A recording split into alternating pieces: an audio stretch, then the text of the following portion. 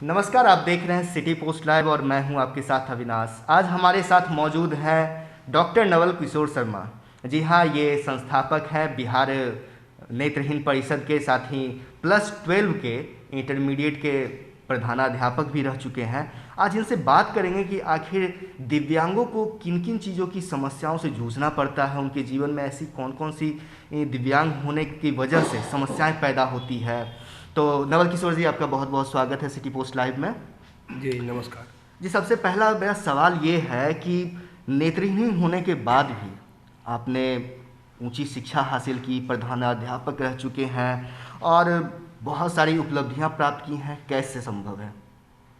ये तो हमारे जैसे नेत्रहीन व्यक्ति के लिए पहले बहुत ही कठिन था।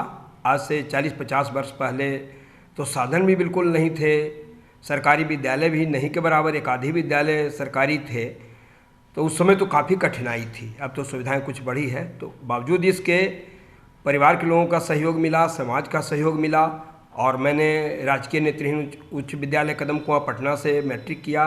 उसके बाद पटना यूनिवर्सिटी पटना कॉलेज से मैंने IABA और पटना विश्वविद्यालय से इतिहास विषय में MA किया।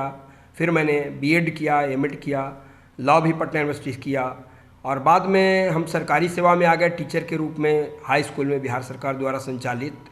तो हमने PhD भी किया और कुछ वर्ष पूर्व हम अवकाश ग्रहण किए हैं प्रधानाध्यापक के पद से। BPSC के द्वारा मेरा प्रधानाध्यापक के लिए जनरल स्कूल के लिए +2 स्कूल के लिए सिलेक्शन हुआ और मैं बिहार का पहला व्यक्ति था जिसका सामान्य विद्यालय के लिए BPSC के द्वारा सिलेक्शन हुआ था।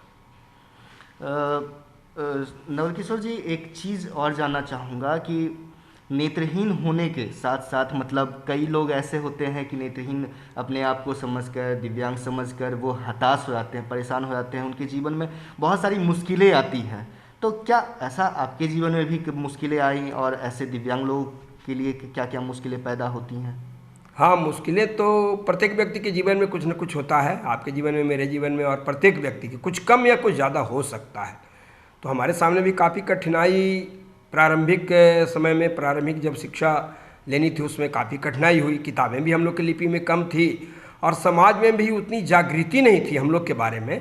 तो कुछ लोग निगेटिव रिमार्क भी करते थे, उसको बर्दाश्त करना पड़ता था, सुनना पड़ता था और कुछ लोगों ने सहयोग भी किया। लेकिन हम लोग के साथ बहुत तरह की कठिनाई है। यातायात, चलने फिरने में भी अगर सड़कें सही नहीं है, लोगों का विचार जन सहयोग सही नहीं है, सिविक सेंस सही नहीं है, तो यातायात में कठिनाई होती है। अगर आर्थिक रूप से काफ़ी हम कमज़ोर हैं, ज़्यादातर लोग निर्धन परिवार से ही आते हैं, मध्यम वर्गीय परिवार से आते हैं, जो हमारे जैसे लोग हैं। शायद ही कोई होंगे जो बहुत हाई फाई फैमिली से आते होंगे, तो आर्थिक संकट भी उनके सामने होता है। तो आर्थिक समस्याएं भी और सामाजिक समस्याएं भी कुछ झेलनी पड़ती हैं समाज में जागरूकता की कमी के कारण। तो काफ़ी कठिनाई होती है और उसमें कुछ वैसे लोग मिल जाते हैं जो सहयोग करते हैं, तो हमारे जैसे लोग आगे बढ़ जाते हैं और कई लोग हमारे तरह आगे बढ़े हैं। बहुत सारे लोग हमारे बीच से प्रोफेसर के रूप में भी काम किया है बहुत लोगों ने, और आज प्रशासन के क्षेत्र में ही बहुत लोग काम कर रहे हैं। आपको जानकर खुशी होगी कि पटना जिला के ही एक राजेश कुमार जी, हमारे ब्लॉक धनरुआ प्रखंड, मेरा उसी प्रखंड में मेरा गांव है, आतापुर नाम का मेरा गांव है, तो उसी ब्लॉक के एक व्यक्ति हैं जो जानकर आप सभी को काफ़ी खुशी होगी कि कुछ माह पूर्व बोकारो में DC के रूप में, जिसको हम लोग DM बिहार में कहते हैं, उन्होंने DC के रूप में योगदान किया है।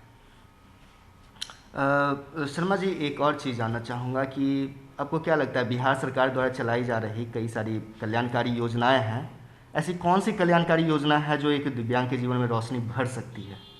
आपको क्या लगता है?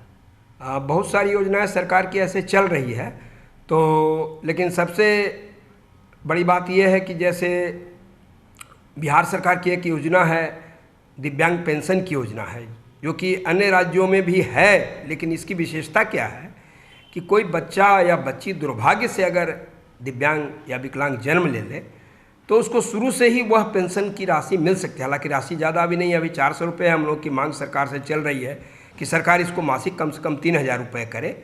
तो इसमें आय और उम्र की सीमा नहीं है। इसके अलावा जितने राज्यों में विकलांगों को पेंशन मिलती है उसमें आय और उम्र की सीमा है। 18 वर्ष से कम उम्र के व्यक्ति को यह पेंशन नहीं मिल सकता है अन्य राज्यों में।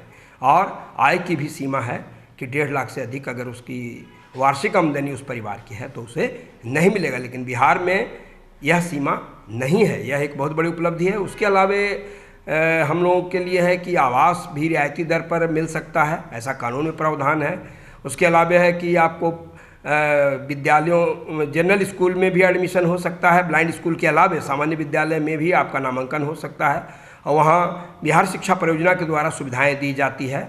उसके बाद हायर एजुकेशन में भी पढ़ने के लिए अगर हमारे जैसे लोग जाते हैं तो उन्हें भारत सरकार के द्वारा छात्रवृत्ति की योजना चलाई गई है, मिलती है। लेकिन बिहार सरकार द्वारा एक बहुत बड़ा ये किया गया है कि नौकरियों में जो आरक्षण भारत सरकार ने पहले लागू किया 4% पूरे दिव्यांगजनों के लिए नेत्रहीन सहित, वो बिहार में लागू है। इसका सबसे बड़ा फायदा ये है कि कल तक जिन लोगों को नौकरी नहीं मिल पाती थी, हमारे बीच जो लोग थे जो विशेष कैटेगरी में थे तो उन्हें नौकरी नहीं मिलती थी, अब आसानी से वे पढ़ लिख कर नौकरी भी विभिन्न कैटेगरी में प्राप्त कर सकते हैं, क्लास 1, 2, 3, 4 सभी श्रेणियों में। शर्मा जी, आपने नेत्रहीन होने के बावजूद इतनी ऊंची शिक्षा हासिल की, आप अपने एक्सपीरियंस से ऐसे दिव्यांग लोगों को क्या संदेश देना चाहेंगे ताकि वो भी अपना करियर, अपना जीवन एक अच्छा बना सकें? वो हताश नहीं हो, निराश नहीं हो, मैं ये कहना चाहूँगा।